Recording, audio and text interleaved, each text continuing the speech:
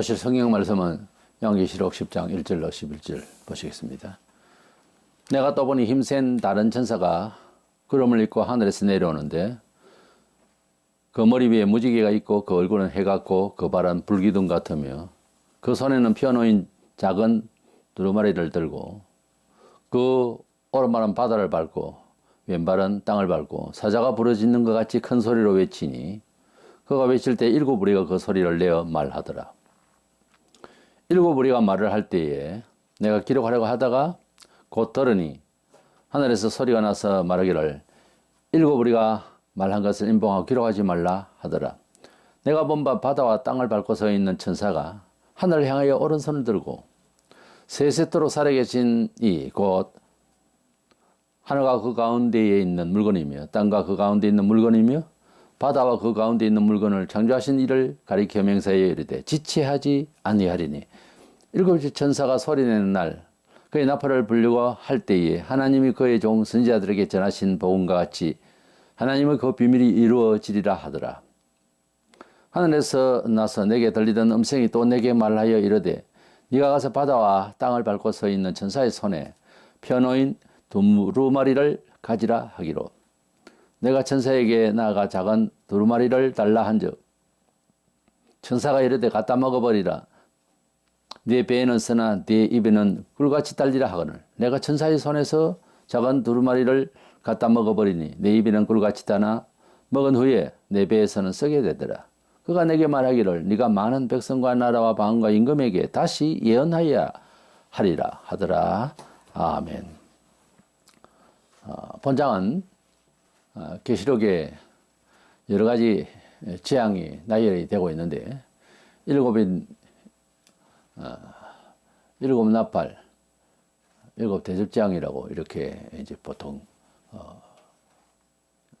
기술적으로 그렇게 정리를 해볼 수가 있는데 계시록에서 나타난 이 말세 예언의 대재앙 중에서 제일 큰 재앙이 마지막 나팔 재앙이고 그 전에 다섯 번째, 여섯 번째, 일곱째 이래서 다섯 번째부터 시작해서 일곱째까지가 제일 큰 재앙입니다. 그런데 그 중에서 마지막 나팔 일곱 번째 재앙은 인류를 완전히 이제 멸망시키고 구원받을 자와 버릴 자를 정리하시는 주께서 재림 직전에 있을 재앙을 기록하고 있습니다. 그런데 그 사이에 이 본문에 천사가 나타나서 요한에게 작은 두루마리를 이제 갖다 먹어버리라 그러면서 책을 소위 이제 받아먹는 그런 내용에서 나타난 이 천사의 모습이 꼭 예수님같이 보여가지고서 여러 사람들이 예수님이라고 이제 해석을 합니다만 우리가 성경을 볼 때에 뭐 기복주의는 어쨌든지 복을 받는 구절만 자꾸 찾아요. 그게 눈에 확대되고 그리고 이제 복음주의로 그러니까 예수님에 대한 말씀이니까 아무래도 그래서 뭐 창세기부터 계시록까지 전부 예수님에 대한 기록의 말씀인데 그것도 구원사적인 데만 자꾸만 보면은 역사성이라든지 어떤 미래성이라든지 이런 것을 감안하지 않고 읽으면은 소위 이제 교훈적으로 또 복음 사상적으로만 보기 쉽습니다. 물론 예수님이 중심이 돼야 되지만은 하나같이 전부 다 예수님 모습을 띄면 또 예수님이다. 예수님이다. 놀란 사람 마냥 그렇게 성경을 해석을 하면 안 됩니다. 계시록에서 천사는 천사라 그랬고 예수님은 어린 양이라 그렇게 말하고 하나님의 아들이라고 하지 천사라고 하지 않습니다. 다른 데도 예수님을 천사라 이렇게 표현하지 않아요. 그런데 그렇게 보이는 듯 해도 뭐 인자라든지 이런 표현이지 천사는 아닙니다. 천사는 따로 하나님께서 창조하셨기 때문에요. 그래서 이 작은 책, 작은 두루마리를 먹게 된 사도 요한이 이 내용이 뭐냐에 대해서 크게 시비할 내용도 아닌데 사람들이 여기에 혼란을 만들고 있어요.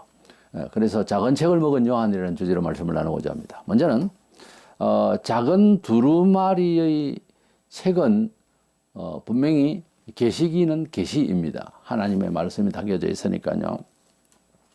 마지막 나팔 재앙 앞두고 직전에 사도 요한이 신령하고 비록 계시를 받는 중에 있지만은 그러나 엄청난 재앙의 내용이 되다 보니 그것을 수용하고 모든 34명의 성경 기자들이 계시를 받은 마음이 일상의 마음이 아니죠. 성령의 감동을 받았지만은 특별히 성경 제일 끝부분에 있는 제일 마지막 재앙에 대해서 그것을 일단 수용을 하고 기록을 해야 될 것 아닙니까?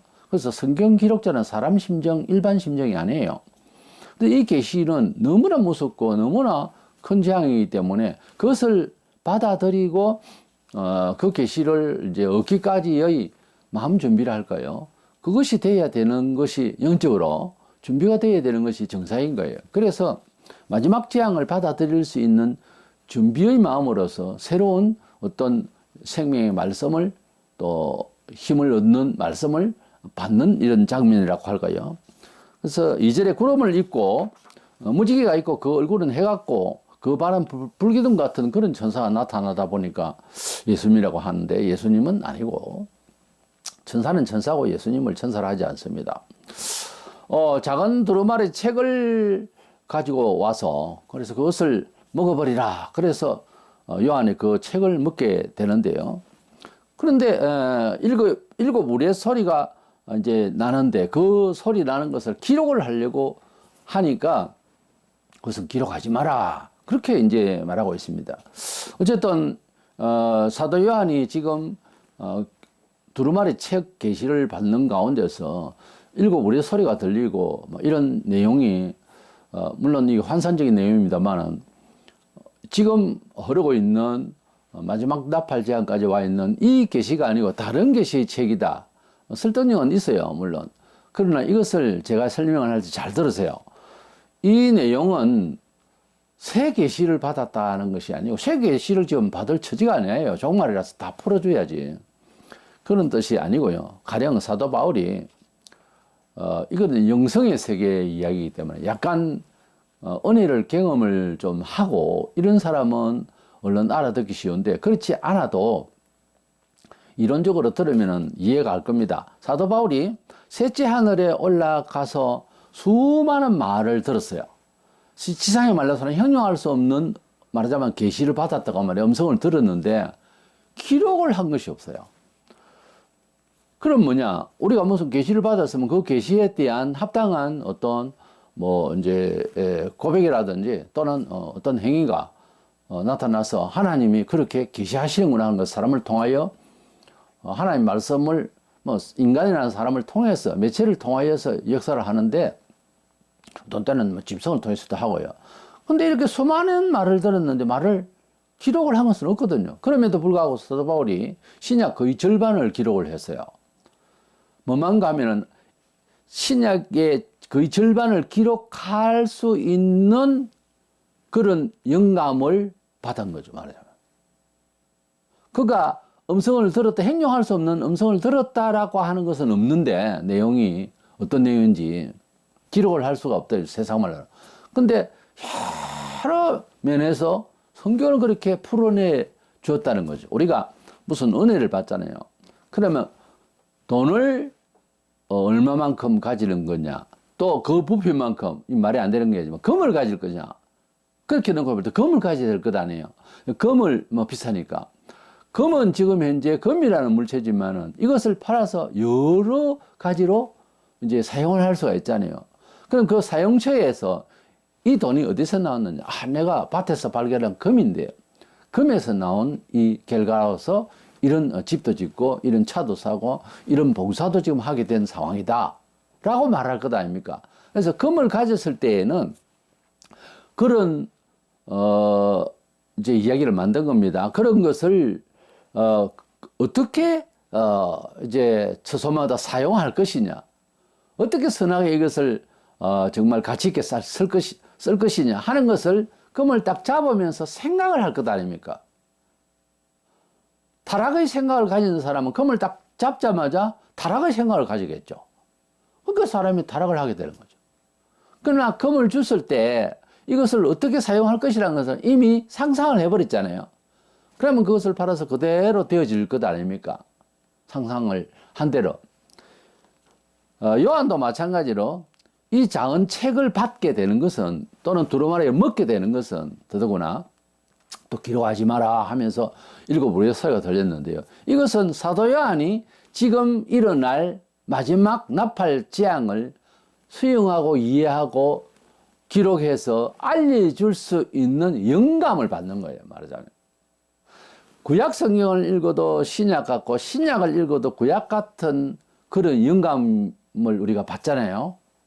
그래서 우리 세상에 어떤 일을 당할 때 수를 치자면은 내가 9를 지금 생각을 하는데 8이 눈에 보이고 10이 보이면은 그 사이에 8과 9의 사이에 뭐가 올라가면 여러 가지 숫자가 올 수가 있지만은 뭐 소수점도 있고 하겠지만은 흘러가는 것을 볼 때 9다라고 아직까지 9라고 할 수는 없어요. 사진을 찍어도 안 나오고 그렇게 얘기를 지금 직접 대놓고 할 수는 없잖아요. 근데 1, 2, 3, 4, 5, 6, 7, 8하고 내가 바라는 것이 9고 또는 그렇게 흘러가다가 10만 있단 말이에요. 그럼 이 사이에는 뭐가 있겠느냐 하는 것을 9라고 상상을 할 것 아닙니까? 그래서 조금 있으니까 안개가 걷혀지면서 9라는 숫자가 딱 튀어나온단 말입니다. 그 봐라.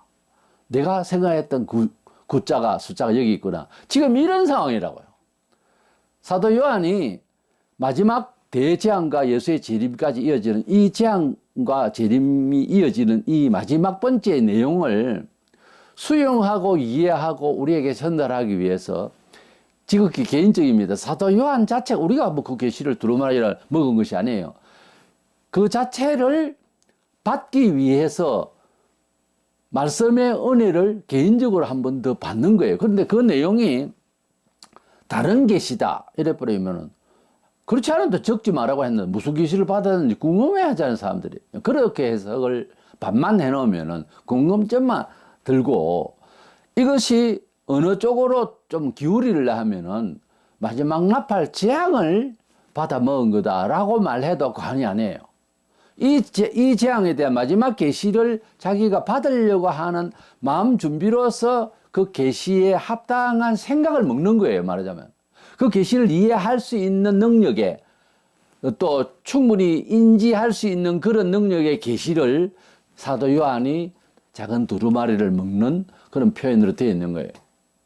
그러니까 우리가 신앙생활을 하면서 어떤 바람이 있어서 소망을 가지고 기도하잖아요. 기도 응답 전에 그것을 받을 수 있겠다고 하는 어떤 표식을 사인을 말하자면은 먼저 받아요, 원래. 아, 되겠구나 이런 걸. 그러니까 정말 그 선지자가 비가 오기를 기도했는데 뭐 비는 고사하고 구름 한 장 없단 말이에요. 그래서 일단 한참 기도하니까 손바닥만한 구름장이 이제 보이게 된 거예요. 아, 그러면 비가 오겠다. 그 말이 안 되는 거지. 손바닥만한 구름 한 장 올라온다고 비 온다고 누가 생각해요? 저 백주에 구름 한 장이 뜬다고 해서 비가 올 것이다. 그렇게 생각 안 하잖아요. 근데 지금 당사자는 그게 아니에요. 간절히 기도하는 엘리야가 기도를 하고 있는데 그 기도의 주제가 하늘에서 비가 와야 되고 비가 오려고 하면 과학적으로 그림이 그렇잖아요. 구름이 끼어야 되고 그렇잖아요. 백주에 갑자기 구름이 생겼다. 구름이 하나 떴구나. 보통 사람은 그러지만은 이 사람 입장은 그게 아니라고요. 그래서 그 구름을 보고 천여 구름은 덮이고 천여 비가 내릴 것을 상상을 하고 있는 거예요, 이 사람은. 그래서 수용이 되는 거예요. 그래서 이제는 하나님 응답하셨다 이렇게 믿는 것처럼 이해 가시죠? 하나님의 응답을 하나님의 또는 계시를 받을 때에 그럴싸한 그 내용을 충분히 인지할 수 있는 그런 내용 같은 내용을 받는 거예요. 그러니까 이 두루마리 작은 두루마리는 마지막 나팔 재앙 내용이다 해도 관이 아니에요. 그래서 이 내용을 충분히 이 말씀을 주시는 거 맞다 라고 생각할 수 있는 선입감을 먼저 인식시키기 위해서 일상의 우리 신앙생활에도 그렇고 불신자 세계에도 자연인들도 어떤 일을 사업을 하거나 무슨 구상을 하고 또 진행 과정에 있어서 그럴싸한 인프라를 찾는 거예요. 그럴싸한 그런 어떤 모티브를 찾아서 그래서 이제 자기 목표를 좀 더 다짐하고 기대하고 기대치를 높이고 긍정 마인드를 소위 이제 갖게 되는 그런 내용이 많거든요. 그래서 이 요한이 따로 계시를 받다가 뭐 자기 계시를 또 받았다 이래 말하기는 안 맞고, 뒤에 나오는 그 내용을 인지할 수 있는 압축한, 말하자면 그러한 내용의 컨텐츠를 담은 그 책을 먹었다는 거예요. 먹었으면 뒤에 말씀드리겠습니다만 또 전해야 될 것 아닙니까? 전한 게 뭐예요? 사도 바울이 딴 뭐 전한 내용이 있었어요? 아니잖아요. 이 계시록은 요한 1, 2, 3, 4 이 내용하고 다릅니다. 요한복음하고. 이거는 나중에 거의 100세 가까웠을 때에 이 내용을 받았기 때문에 다른 거 증거했다라는 건 요한 책이 있습니까? 요한의 두루마리 서신 이런 건 없어요. 그러니까 결국은 뒤에 이어지는 마지막 나팔 재앙을 기록하게 된 내용이 그가 지금 받은 작은 두루마리 책 속에 들어있었다라 해도 과언이 아니다 말이에요. 그래서 은혜를 받아서 기록을 한 것은 뒤지만은 그 작은 책 두루마리, 작은 두루마리라고 하는 것이 무엇이냐에 대한 해석이 가능한 지금 진행 과정을 볼 때에 아무것도 뭐 전할 것도 없이 먹으면 했다 하면 좀 맹하잖아요. 바울은 제가 앞서 드린 말씀대로 충분히 하늘에 행용할 수 없는, 세상의 말로서 행용할 수 없는 그 은혜를 받은 것이 신약 절반을 썼다 그 말입니다. 그렇게 쓸 수 있는, 말하자면 두루마리를 먹었다는 거죠. 예를 들어서. 근데 사도 요한은 그 먹은 것을 언제 적은 것이 딴 거 없잖아요. 이제 끝인데 바로 뒤에 있는 내용이다. 이렇게 봐도 된다 그거죠. 그래서 뒤에 내용이 이제 풀어지는 거죠. 물론 계시해서 썩는 거지만 방금 내가 은혜 받은 것이 이 말씀이다 이런 거죠. 우리가 한참 은혜 받을 때 보면은 마태복음을 읽는데 창세기를 이해할 수 있는 이상한 영이 내립니다. 그래가지고 구약 성경을 다시 이제 신약 다 읽고 돌아가서 읽어 나가면 이거 어디서 본 것 같다는 생각이 들어요. 영감적으로 하나님의 사상이 그런 정서가 흐르기 때문에, 목표 의식이 흐르기 때문에, 비록 형용이 조금 다르고 부사 형용사 이런 것이 좀 다르고 배경이 좀 다르고 시대가 좀 달라서 역사성이 조금 다르지만은 뜻은 똑같이 흐르기 때문에 이건 내가 어디서 본 것 같다 라고 생각이 들더라고요. 많은 사람들이 그렇게 이해해요. 그와 같이 우리가 은혜를 받을 때는 그 은혜를 수용할 만한 준비가 돼야 되는 거예요. 조금 더 다운해서 우리 일상에서 은총 받는 걸 생각해 봅시다. 제가 뭐 다운한다는 말은 다른 뜻이 아니라 실생활에서 이제 현실적으로 이야기하자면 내가 어떠한 은혜를 받고자 구하잖아요. 그 구한 것을 결론은 뭔가 하면 내가 받을 수 있는 그릇이 먼저 돼야 된다는 거죠. 조금 더 객상하면은 그것을 받을 수 있는 그릇을 만들기 위한 정신세계가 돼야 되는 거예요. 좀 더 직접적으로 말하자면 영혼이 진리 안에 잘 돼 있으면 거기에 맞는 하나님께서 딱하니 자기 그릇에 맞는 사출기에서 뭐 찍어가지고 그릇이 나오듯이 딱난 은혜를 주시게 돼 있어요. 정확하게. 내가 새 것을 원합니까? 그러면 새 것을 받을 만한 가치 있는 영혼을 만들어 놓으면 새 것을 받아요. 아니에요. 저는 중고 정도면 괜찮습니다. 이 정도면 돼. 그러면 딱 거기에 맞는 마음을, 만족한 마음을 가지면 거기에 사출기에 딱 찢듯이 맞춰서 주셔요. 안 주던데요? 아니요. 기다려보세요. 주세요. 기다리면 먼저 자기가 그것을 받을 수 있는 그런 특반을 먼저 마음을 준비를 해야 되는 거예요. 그것은 고난을 격려도 하고 목적은 그러니까 너 내 훈련 좀 받아라 해서 훈련을 또 더 받아야 그걸 받을 수 있는 그릇을 만들 수도 있는 거예요. 사도 요한은 우리가 여러 사도 중에 신령한 사도니 뭐 이런 말 다 신령하죠. 그런데 사도 요한은 유독 신성에 대한, 하나님의 신성에 대한 내용이 참 많습니다. 사랑을 기술해도 바울은 논리정연하게 기도해요. 그것도 은혜가 돼요. 그래서 기도만 은혜가 되는 것이 아니라 신학적인 논증도 은혜가 됩니다, 원래. 그래서 바울은 상당히 논리적 정연하게 했지만 요한은 약간 좀 플라토닉한 그런 스타일을 써놨죠. 근데 두 개 다 이제 볼 수 있는 감각의 그 능력을 이제 이렇게 넓혀야 되는데 요한은 굉장히 신성의 면에 있었어요. 좀 더 이제 판타지하고 막 그런 내용이 참 많아요, 사실. 모든 자기 책은 다 그래요. 요한이 5권 썼잖아요. 요한복음, 요한 1, 2, 3, 4, 요한계시록. 그 모든 내용들이 다 보면 좀 약간의 환상적인 그런 것이 있습니다만 그건 환상주의는 아니에요. 그래서 사도 요한이 이렇게 은혜를 좀 신성면에서 우리에게 많이 전달을 해줬는데, 통하여서 하나님께서 은혜를 주셨는데, 마지막 이 재앙에 대한 내용을 받아들이려 하니까, 사실 보면 666 내용이 이제 13장에 가면 나오잖아요.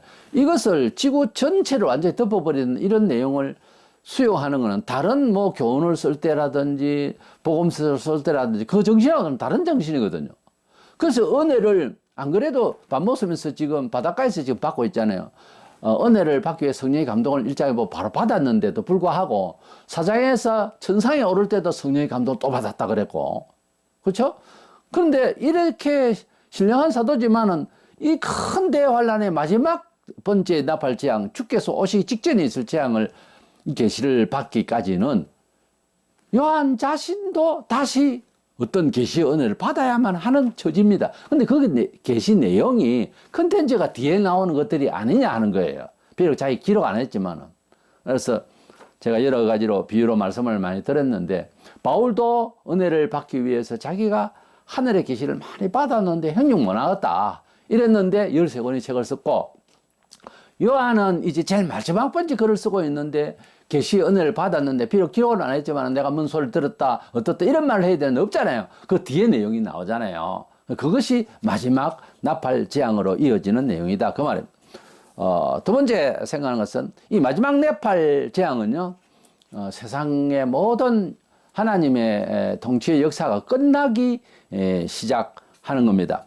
이 천사가 바다와 땅을 밟고 섰고 이제 서서 말하고 있습니다. 이것은 천지, 하늘과 땅, 온 세상에 선포하는 메시지다 그 말이에요. 본문 7절에 일곱째 천사가 소리낸 날 그의 나팔을 불고 불려고 할 때에 하나님이 그의 종 선지자들에게 전하신 복음과 같이 하나님의 그 비밀이 이루어지리라 하더라. 이 마지막 나팔을 불게 되면은 창세기부터 시작해서 많은 이스라엘 역사와 예언과 그리고 복음서와 모든 내용의 하나님의 구원사적 통치가, 구원사적 목표가 완성이 되는 상황이 된다. 이 마지막 나팔 재앙이 천사가 나팔을 불면은 모든 복음의 언약과 일들이 다 종식이 되는 것을 지금 말하고 있습니다. 그러니까 엄청난 거죠.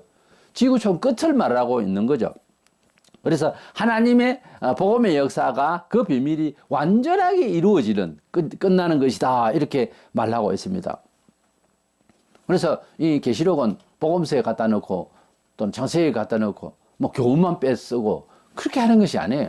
계시록은 세상 종말에 대한 이야기요, 예수의 재림에 대한 이야기요, 성도의 완전한 구원에 대한 이야기요, 하나님의 구원의 역사의 종식을 말하는 겁니다. 그리고 새 세계가 열리는데 지옥 갈 것이냐 천국을 갈 것이냐 이런 내용을 가지고 있기 때문에 이 마지막 이 나팔 재앙은 너무도 이제 소극적으로 말하자면 두려운 그런 것이고요. 또 긍정적으로 보면은 너무도 우리에게 큰 희망이고, 정말 예수 믿어도 뭐 문화적으로 믿는 사람은 별 그런 것을 못 느낄 거예요. 그러나 오고 온 세월 속에서 찬송 가사에서 그 사연이 다 뭔가 하면은 예수님을 더 잘 믿으려고 하면 핍박이 오게 돼 있어요. 충성을 하려고 하면 뭐 내놔야 되고 힘을 써야 되니까 피곤해요. 그런 사람이 천국을 기다리게 돼 있습니다. 내가 먹고 내 뭐 즐기고 이러면은 천국을 기다리겠습니까? 좋은 집에서 뭐 오래오래 살고 싶지. 그렇죠? 그렇게 되잖아요. 물질적으로 배가 부르면 타락합니다. 옛날에는 지금이나 그래요. 그래서 웬만하면 절제를 해버리기 나아요. 영혼이 잘 되면은 가난해지잖아. 육체는 가난해지, 안 그렇습니다. 안 그렇습니다. 우리가 행복을 논할 때 세계적으로 행복 지수에 대해서 뭐 이야기할 때 못 사는 나라의 사람이 1등이 되는 걸 봤거든요. 우리도 흔히 그러잖아요. 그때가 좋았다. 인정이 있고 그때가 철없던 그 시절이 좋았다. 왜 고향 노래를 부르고 옛 노래를 부릅니까? 그 시절이 좋았다 그러잖아요. 우리 행복 지수가 물질이 많고 가학화가 된다고 해서 행복하다. 그 책임이 얹는 이야기예요. 아니, 우리가 말을 잘못하고 있는지 모릅니다. 그래서 우리가 하나님의 나라를 기다린다고 하는 것은 어떤 면에 있어서는 세상에서 충성스럽게, 충성은 믿음인 피스티스 똑같은 단어 쓰죠. 주님을 정말 믿음으로 사는 처세를 완전히 바꾸어 놓고 그렇게 살려고 하는 사람들이 가진 정서예요. 하늘나라를 기다린다고 하는 것은, 주님의 재림을 기다린다고 하는 것은 그런 교리가 아니에요. 자연 발생의 정서예요. 하나님 나라를 사모하는 사람은 반드시 주님이 다시 왔으면 합니다. 왜? 너무도 눈물 나는 세상을 사니까. 무엇이 그래 눈물 나나? 잘 믿을래 해보세요. 눈물 없이는 살 수가 없는 세상입니다. 너무너무 고통스러운 세상이에요. 그것을 이제 그렇게 눈물 흘리며 다음에는 아버지께서 눈물을 닦아주실 날이 온다고 그랬는데, 씻겨주실 것이라 그랬는데, 안 할 수도 있어요. 눈물 안 흘릴 수도 있다고. 적당히 믿으면 돼요. 세상과 합리적으로 적당히 예수 생활을 하면, 예수 교인 생활을 하면은 눈물 흘릴 일까지는 없습니다. 그러나 세상의 일도 정말 간절히 하고, 간절히 공부하고, 간절히 사랑하고, 간절히 아끼면 눈물 없이는 못 살잖아요. 사람이 눈물은 악의 눈물 같은 거 말고요, 영혼 없는 눈물 말고, 진정한 눈물은 언어가 없는 고백이요, 대화요, 소통의 가치입니다. 원래. 근데 이 세상이 눈물이 없어요. 과학적으로 이해를 하겠다는 거죠. 이해를 할 수 있는 게 있고 눈물을 흘릴 일이 있다니까. 그 눈물이 메마르면은 이건 이제 위험한 거예요. 스펄전이 금요일마다 설교 연습을 주일 올 것을 대비해서 하는데 그렇게 눈물을 흘리고 있는 거예요. 부인이 왜 무슨 일이 근심이 있냐고. 그게 아니고 십자가를 바라볼 때마다 나는 늘 주님이 날 위하여 돌아가심이 뭉클해서 그래 살았는데 지금은 내가 눈물이 없어졌다. 그래서 내가 울고 있다. 눈물이 없어서 울고 있다. 내가 왜 이렇게 됐냐? 메말란 거죠. 아무리 숯불절이라도. 그거를 통해하는 거예요. 오늘날 이런 얘기가 입에서도 생기지도 않아요. 눈물이 없는 게 괜찮은 줄 알아요. 아닙니다. 독해진 겁니다. 메말른 겁니다. 정서가 다 말라버렸어요. 죽었어요. 소생이 안 돼요. 완전히 다운된 건전지처럼 재생을 할 수가 없는. 우리는 하나님의 나라를 앙망하면서 정말 눈물이 생기고 우리 정서가 살아있으려면요, 진심을 다해서 간절하고 주 오실 날이 얼마나 기다려질 만큼 신앙으로 인생을 처세를 해볼수록 해야 됩니다. 그래 안 하면은 적당히 살아버리면 눈물을 흘릴 것도 없고, 예수님께서 재림하시면 그럼 믿었다 칩시다. 안녕하세요, 오랜만입니다, 처음 뵙겠습니다, 이럴 겁니까? 아마 그럴 수도 있는 교인이 많을 거예요. 그러면 주님께서 아유 서자야 그래도 교회를 잘 다니고 나 믿는다고 수고했지, 이럴 것 같으면 누구셔요? 그럽니다. 모른다 그래요. 고린도서 15장 51절에 보라 내가 너희에게 비밀을 말하노니 우리가 다 잠잘 것이 아니요 마지막 날에 마지막 나팔에 순식간에 홀리니 다 변화되리니. 여기에 고린도서는 이제 바울이 썼는데, 여기에 보면은 마지막 나팔 순식간에 우리가 다 부활하게 될 것이다. 마지막 나팔 재앙이 끝나고 난 뒤에 예수님 재림하시고 우리가 부활하게 되거든요. 그 전에 예수님 재림한 거 아닙니다. 공중에 재림했다 어떻다 저 안식교나 하는 이야기 그거 아닙니다. 예수 재림은 19장에 있어요. 그런데 18장까지가 대환란의 역사인데 그 마지막 나팔 재앙이 나옵니다. 호디어서 지금 나오고 있었더만은 이 마지막 나팔의 순식간에 홀연이 다 변화된다. 이걸 연결을 하면은 바울이 비록 마지막 때에 그렇게 우리가 변화될 것이다, 뭐 이런 얘기로 두리뭉실하게 넘어갈 수도 있는데, 여기에 마지막 나팔이라고 하는 표현을 쓰고 우리가 부활하게 될 것을 말하고 있으니까 좀 잘 맞춰봐야 될 것 아닙니까? 계시록에 보면은 나팔 재앙이 나오잖아요, 직접. 이제 그 마지막 나팔 재앙이 7장이에요. 아니 7번째 마지막 나팔 재앙이에요.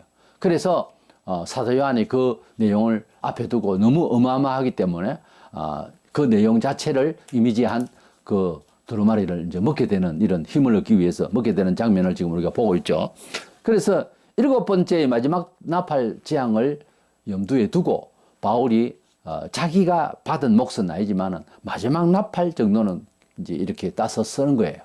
그래서 이 고린도서 15장 51절은 바로 마지막 나팔 재앙 이후에 그 불 때에 이제 주님이 오실 것이다 라고 하는 표현을 한 것으로 봅니다. 마지막 나팔의 순식간에 뭐 어떻게 해석할 겁니까? 이거는 계시록과 관련해서 해석하는 것이 가장 적합하다고 봅니다. 세 번째 생각하는 것은 특별히 이 사도 요한이 이 두루마리 책을 먹고 이제 보니 먹을 때는 달콤했어요. 그런데 배에서는 쓰더라. 그렇게 말하고 있거든요. 이 특별히 이 말세 예언을 전한다고 하는 것은 굉장히 썬맛을 보게 된다 하는 내용을 알고 우리가 살아야 될 줄로 믿습니다. 우리가 복음을 이제 전한다고 하는 것은 기쁜 마음으로 너무 좋은 생명이 도니까 증거를 하죠. 그런데요, 들을 사람이 반응할 것을 생각하면 굉장히 긴장을 해서 말을 해야 됩니다. 왜냐하면 이 말씀이 사상과 생활 정서와 경험들이 얼른 받아들일 수 있는 인간이 없어요. 세상에는. 옛날이나 지금이나 어느 나라든지 똑같아요. 죄인으로서 버릇이 하나님 말씀에 선하신 말씀을 받아들일 수 있는 준비가 안 돼 있다고. 누구나 저 사람은 성품이 좋아, 성품이 좋다고 충성할 것 같습니까? 믿을 것 같습니까? 아니라니까요. 그래서 하나님 말씀을 수용을 하는 데 있어서 부닥치는, 그래서 반박을 하고 나중에는 전하는 자를 치는 것을 우리가 핍박이라고 그러죠. 그런데 종말에 대한 이 내용, 우리가 그때까지 살든 안 살든 간에 이 종말에 대한 내용을 전하면 이 더한 거야. 이제 사람 잡는다는 소리 아닙니까? 거의. 그러니까 이 말씀을 전하는 것도 의무이긴 하지만은 전하기가 힘드니까 안 하려고 그러지, 잘 사람들이. 왜냐면 지금 현실이 너무 힘드니까 어떻게 하면 잘 먹고 잘 살고 하나님 복을 주는 거, 그 소리만 막 질러댄다고 지금. 그런데 우리가 종말론적 삶을 산다고 하는 이 신학적 표현을 하는데 주님이 오실 것을 생각하면서 살아야 될 것 아닙니까? 눈을 열어 맑게 이렇게 세상을 보면은, 맑은 눈으로 보면은 완전 사기꾼 세상이에요. 도둑눈 칠갑이고, 이거는 뭐 헬륨도 없어요. 지금 너무 무서운 세상을 사는데 그거 웃고 살 세상이 아니라니까요. 건물이 건물을 부쩍부쩍하고 40만 몇 년째 막 짓고 있고 이러니까 제자들도 3년을 넘어 배워도 주님 이 성전이 말이지 부쩍부쩍 자랑 삼아 말하니까 그 성전을 보고 눈물을 흘리시 통곡을 하시던 주님이거든요. 역사의식이라는 게 어떻게 하나님 앞에서 옳으냐 그러냐를 생각하는 사람은 너무 고민이 되고 너무 아픈데, 지상에 눈이 박혀 있는 사람은 심판 전이라 보기가 좋아서 아브라함이 조카 롯이 소돔 고모라를 택했듯이 관념이나 취향이 하나님의 영으로 충만하지 않으면 꼭 롯이 실패의 길을 가듯이 눈으로 보기 좋은 거예요. 합리적이다 이거지, 계산적이고. 그런데 그 멸망 전이라고 되어 있거든. 멸망 전은 더 이쁠 수 있다 이거지. 폭풍 전야가 고요하듯이, 아주 고요하다가 폭풍이 그냥 임하듯이 모든 바람을 다 끌어당겨서 딱 지구에 있다가 터주는 거지. 우리가 하나님의 나라를 정말 진정 사모하고 산다면 어느 시대나 어떤 환경에서 태어나서 자라도 매 한 가지입니다. 어렵습니다. 복음대로 살기도 나 혼자도 간수하기 어렵지만은 전한다고 하는 것은, 정인이 된다고 하는 것은 2배, 10배로 어렵습니다. 왜냐하면 이 복음이 참 좋은 내용인데 받으려 하는 사람은 없어요. 잘 수용이 안 됩니다, 사람들이. 너무 수용이 안 되다 보면은 힘들어져요. 힘들 때 기도하고, 그리고 돈도 듭니다. 그리고 몸에 상처도 받고요. 피도 빼줘야 되고, 이런 상황이 벌어져요. 사람을 감동시키는데 예의와 교훈을 가져도 될 것 같으면 예수님이 교훈만 하고 가시지. 하나님이 사람을 구원하실 때 도저히 안 된다는 거예요. 선지자를 통해서도 안 되고 뭘 안 돼. 아들, 그것도 한 번밖에 없었던 독자를 이 세상에 보내신 거예요. 희생을 시킨 거예요. 사람이 사람 목숨을 대신해서 그를 구원한다고 해도 안 믿으면 생지옥 보내야지. 안 그렇습니까? 내 자식 하나밖에 없는데 인간도 아닌 것을 구하기 위해서 그를 불쌍히 여겨서 내 자식은 내 자식만큼 잘 살았으니까 너가 죽어야 되겠다 하고 보낸 것이 하나님 아버지의 마음이요. 세상 천지 부모가 그런 사람이 있어요. 그런데 내 몰라라. 그리고 예수를 판다. 예수를 무시한다. 이게 말이 되는 이야기입니까? 천벌받을 일이지. 세상 중에 가장 큰 벌을 받은 자들이 누굽니까? 이스라엘입니다. 왜? 메시아를 죽였거든. 2000년 동안 나라가 날아갔다고요. 국호를 잃어버렸다고. 뭐 서름 환란 핍박하지만은 뭐 요즘 전쟁도 있고 하지만은 이스라엘만큼 무서운 그런 심판을 받은 그런 행보를 받은 나라가 없어요. 죄만큼 받는다고. 우리가 가지고 있는 모든 조건이 못나나 가난하나 그러나 그 모든 것들을 통하여 하나님께 영광을 돌릴 수 있기까지 주의 복음으로 나를 성화시키면 아름답게 변할 수가 있습니다. 그러나 우리가 가지고 있고 풍족을 누리는 것도 영이 잘못되면 어느 날 어느 시에 날아갑니다. 나라도 날아간다고 통째로.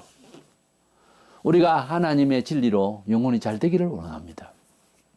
우리가 왜 복음을 전하느냐? 답은 뭐 나와 있죠. 생명을 구원해야 되니까. 근데 이것이 그렇게 쉽지를 않습니다.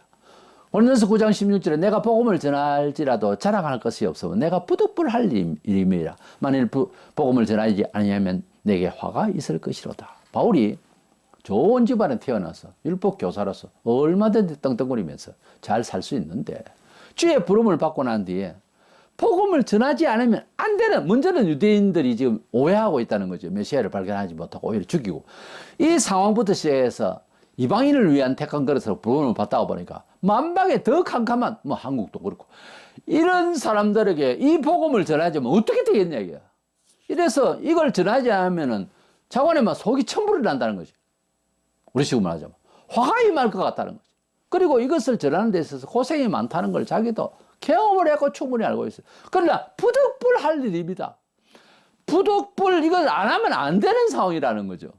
그래서 바울은 복음을 전하는 자들로서 우리가 지금도 전도를 한다, 또 정인생활을 한다, 선교를 한다 할 때는 그냥 부득불 해야 되는 거예요. 좋아서 기분이 어째서 하는 것이 아니에요. 또 제일 많이 변명을 할 수 있는 게 충성하기 싫을 때 자기도 모르게 튀어나오는 말이에요. 뭐 그런 은혜를 못 받았다고. 그런 은사가 없다는 둥.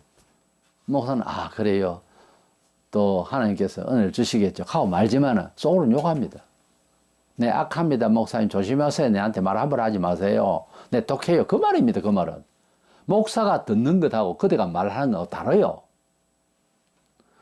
본문 10절에 내가 천사의 손에서 작은 두루마리를 갖다 먹어버리니 내 입에는 꿀같이 따나 먹은 후에 내 배에는 쓰게 되더라 그랬잖아요.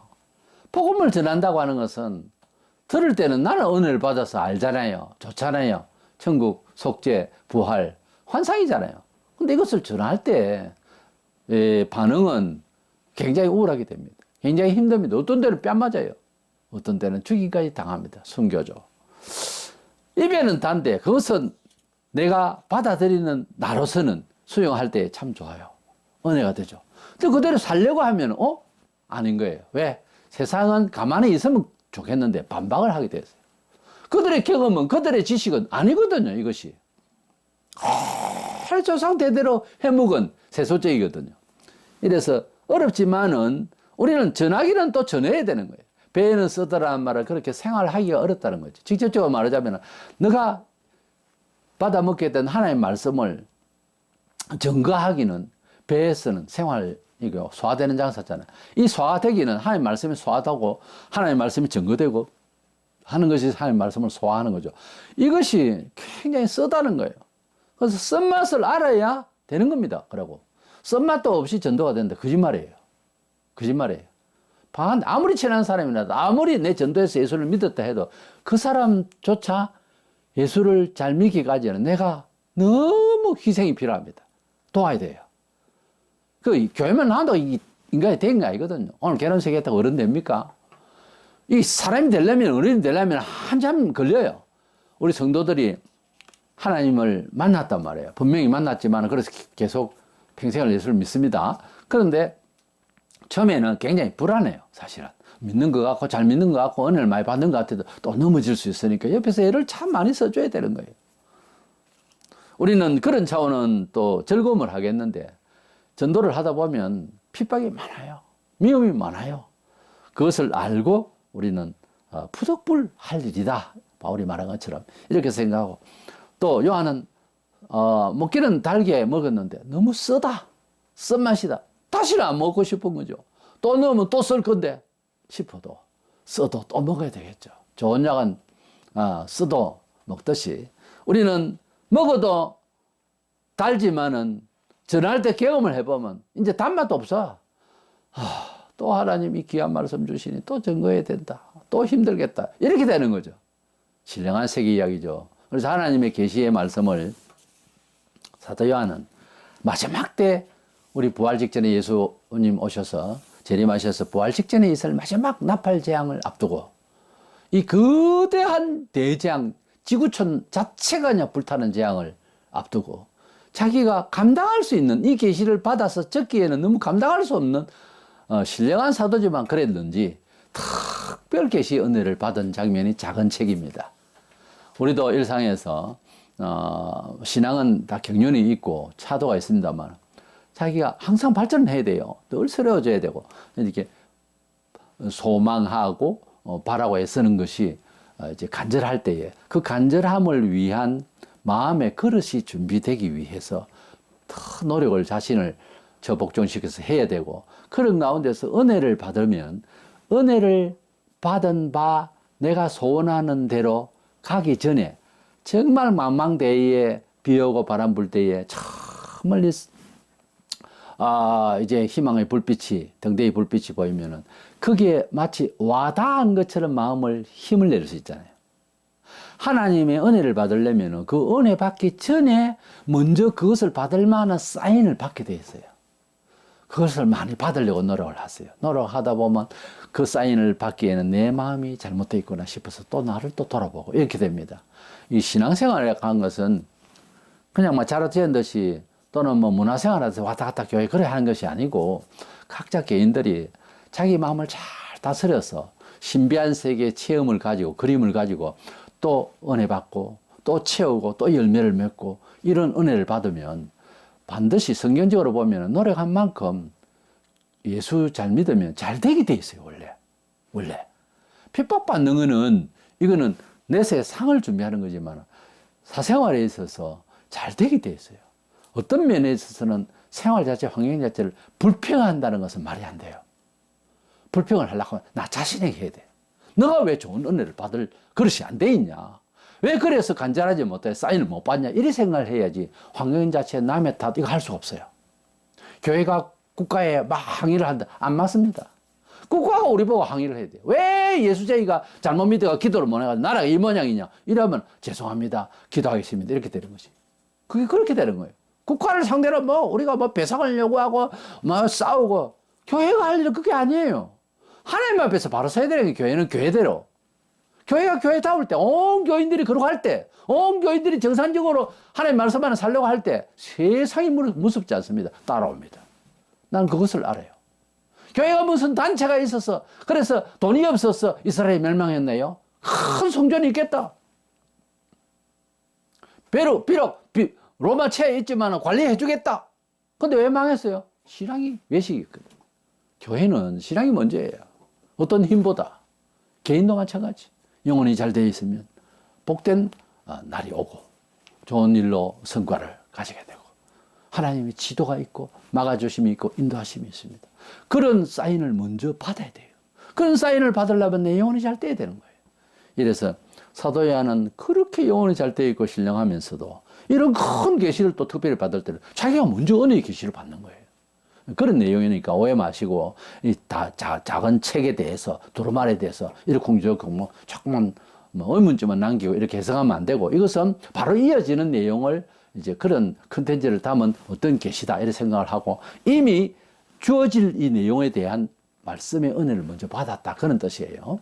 그렇게 이해를 하면 좋겠습니다. 그것이 적용이 우리 생활에도 그렇게 되기를 바라고 아무쪼록 은혜의 계시의 말씀을 많이 받아서 복된 여러분이 되시기를 주의 이름으로 축원합니다.